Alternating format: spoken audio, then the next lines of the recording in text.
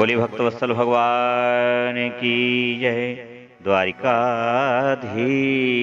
की जय, सद्गुरुदेव भगवान की जय। समस्त भक्तवृंद, जय द्वारकाधीश, जय जगन्नाथ जी, सादर जय श्री कृष्णा, जय श्री राधे। आप सबका मंगल हो। आज भगवान जी की जगन्नाथ रथ यात्रा का बड़ा पुण्य दिवस है। आषाढ़ शुक्ल द्वितीया को भगवान जगन्नाथ जी की रथ यात्रा होती है।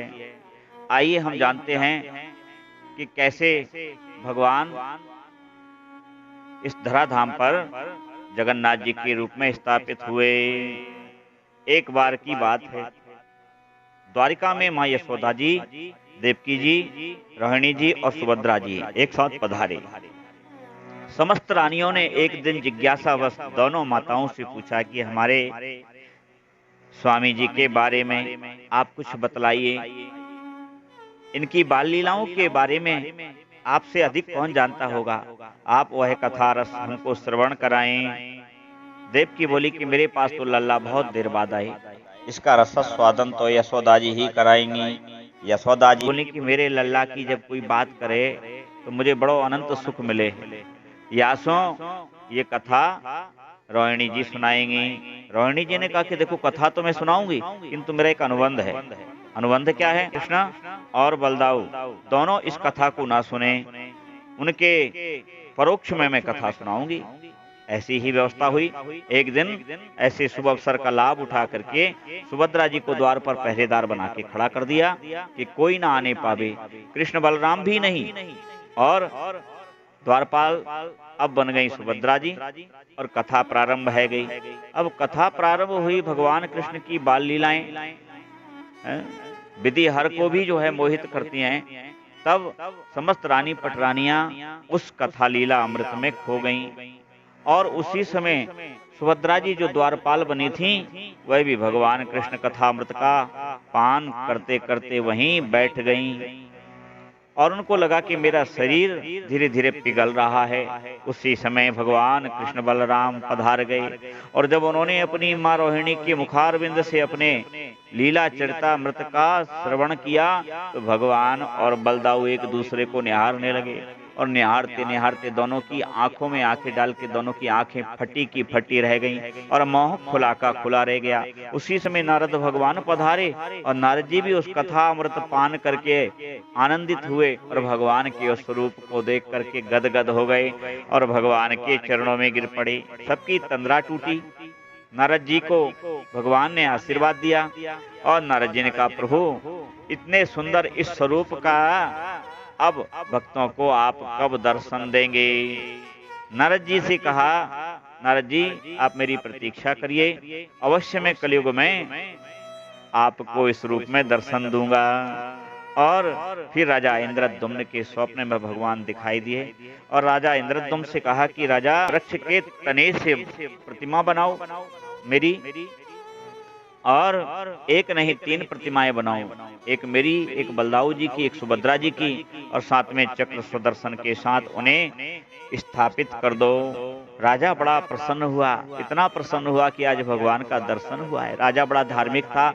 भगवान नृसिंह लक्ष्मी जी का मंदिर भी इन्होंने निर्माण करवाया था। अब तो ऐसा अद्भुत इन्होंने मंदिर बनवाया, इतना अद्भुत मंदिर बनवाया, इतना विशाल मंदिर था कि पृथ्वी से ऊपर देख नहीं पाते थे। बड़ा ही सुंदर था। चारों तरफ सर्वत्र समस्त सम्राट इनके अनुसरण में लग गए, और अब एक बड़ई की तलाश होने लगी। काफी समय जब व्यतीत हो गया, तब एक दिन एक ब्राह्मण आया और कहा कि महाराज मैं बहुत अच्छी प्रतिमाएं बना लेता हूँ, अगर आप मुझे आज्ञा करें तो मैं प्रतिमाओं का निर्माण करूंगा। राजा ने कहा कि ये तो बहुत सुंदर बात है, लेकिन ब्राह्मण बोला एक अनुबंध भी है। अनुबंध क्या है?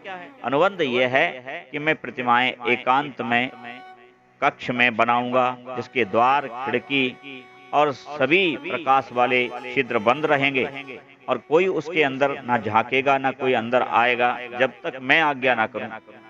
राजा ने कहा बहुत सुंदर, और उनको वह कक्ष दे दिया, और वह कक्ष में प्रतिमा बनने लगी।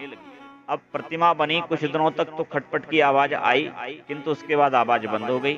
कक्ष अंदर से चूंकि बंद था, इसलिए राजा को बड़ी चिंता हुई कि कहीं ऐसा तो नहीं वह ब्राह्मण, उनका शरीर तो नहीं छूट गया, कोई रोग तो नहीं हो गया, क्या कारण है।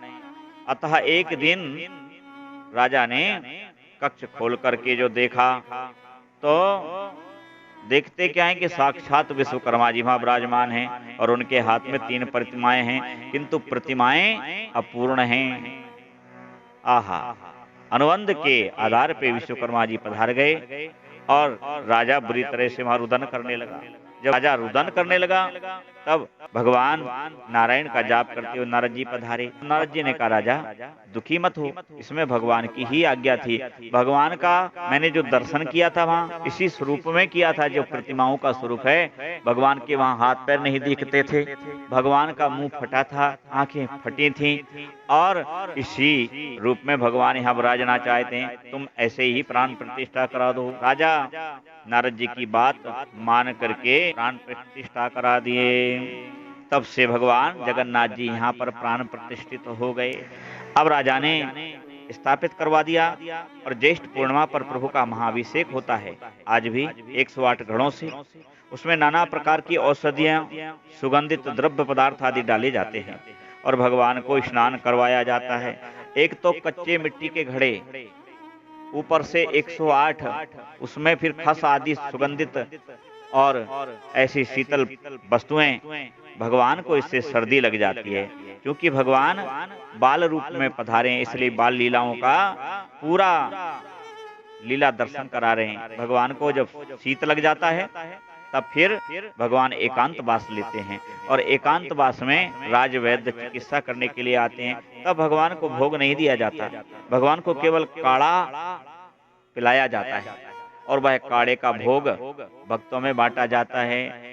15 दिन तक दर्शन नहीं होते, 15 दिन बाद भगवान पुनः स्वस्थ हो जाते हैं। फिर तो नेत्रदान अनुष्ठान होता है, और फिर भगवान भक्तों के लिए मंदिर से निकल करके रथारूढ़ होकर के अपनी बहन सुभद्रा और अपने बड़े भाई बलदाऊ भैया के साथ में सभी को धन्य करने के लिए नगर भ्रमण करते हैं।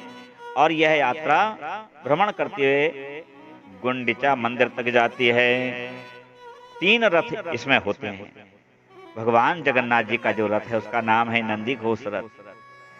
भगवान बलदाऊ भैया का जो रथ है उसका नाम है तालत ध्वज रथ, और जिसमें बहन सुभद्रा बैठती हैं उसका नाम है दर्प दलन या देव दलन। 3 रथ होते हैं। रथ यात्रा से पूर्व राजा इंद्रदुम्न ने सोने के झाड़ू से मार्ग को बुहारा था। तब से लेकर आज भी यह प्रथा है।